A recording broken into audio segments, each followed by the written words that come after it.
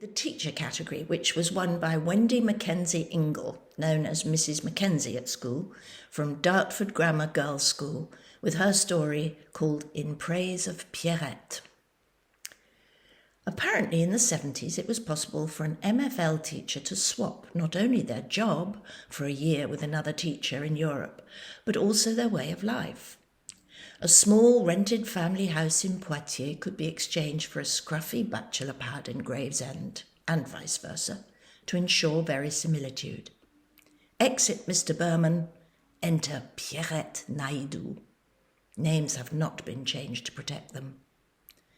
Swapping a middle-aged male English-French teacher who smoked a pipe and pretended to be French 5 days a week for a younger female French teacher who didn't have to pretend and brought her 2 children and husband with her changed the meaning of O-level French irrevocably and for the better for the girls in 5B. French stopped suddenly being the written language of textbooks and became a language people used every day for real purposes.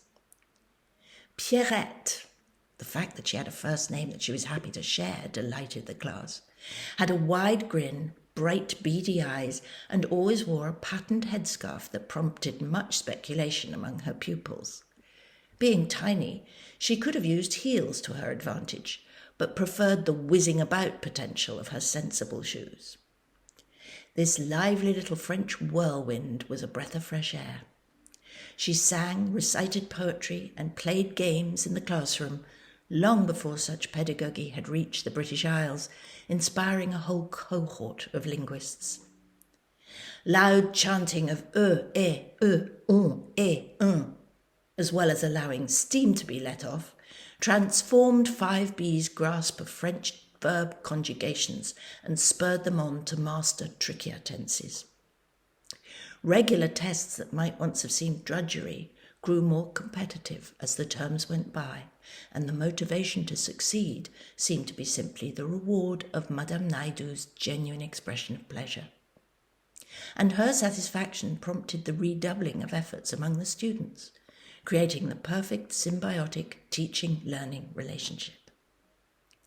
Then one memorable day, she announced that she wanted to teach 5B some French culinary skills too.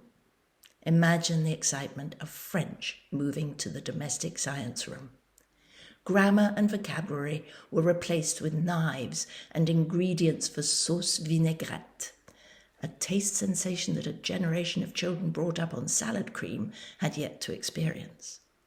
Tomatoes were sliced, and oil, vinegar, and mustard were mixed enthusiastically before the simple feast was sampled.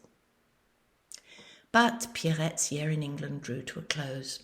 Some mourned her imminent departure more deeply than others, and one wept to think that her favourite teacher would never return to those classrooms and corridors.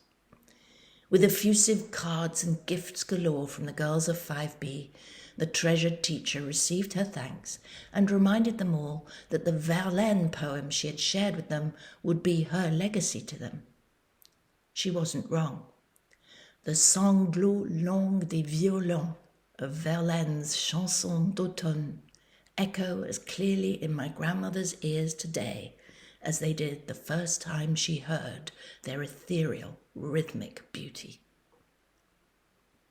So well done to all the winners of the Celebration Day writing competition.